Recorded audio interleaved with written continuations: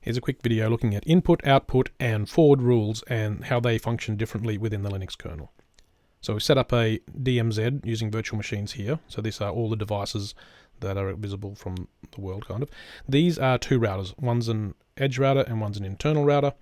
We have an internal machine, which is sort of our corporate network, and that is an internal, DMZ web server. So just check that we've got accessibility across the two routers. We can ping the outside world. So that means that internal machine can see the world, as it should.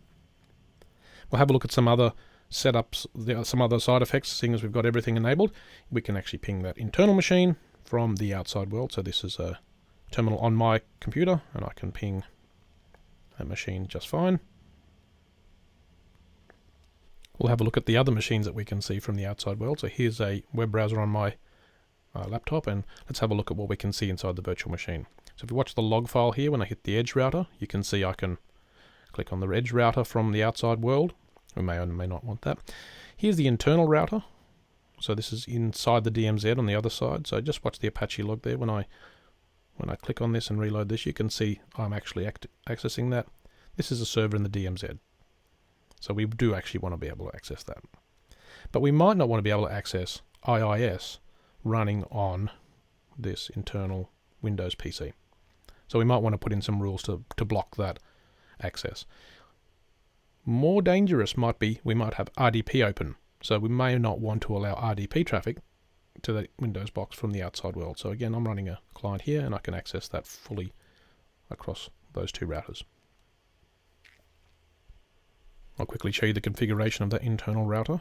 For those that are interested, here are the routes that are configured to see the internal and external interfaces. We've got IP forwarding turned on, and here are the IP tables rules. So this is what we'll focus on. The default rules are currently set to input, forward, and output to accept. So we're going to accept all packets and let them go through those different interfaces. So we are router configuration page we can see, and we can ping that internal corporate machine from the outside world.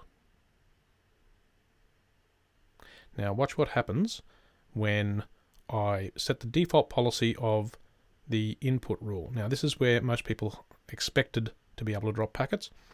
You'll see that even though I put the default policy of the input rule to drop, that ping keeps on going. Now I can't load the router configuration page because that is the rule for input is referring to anything that's going and actually arriving to be processed by that computer. So the input rule is blocking me from loading that router configuration page. But the ping here is going quite happily. It's still pinging away.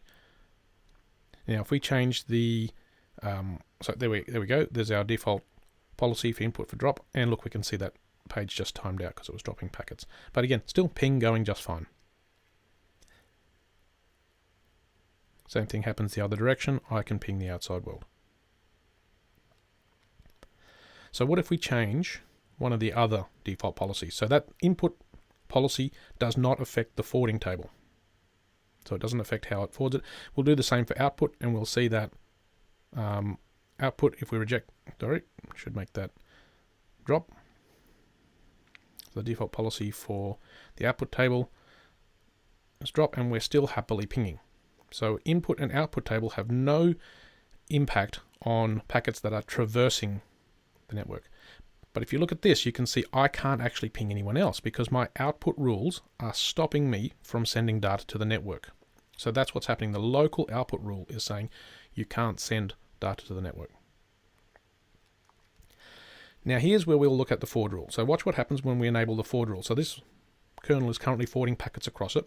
The second I hit enter on this IP tables forward rule, you'll see that it starts dropping the packets that are destined for the internal network.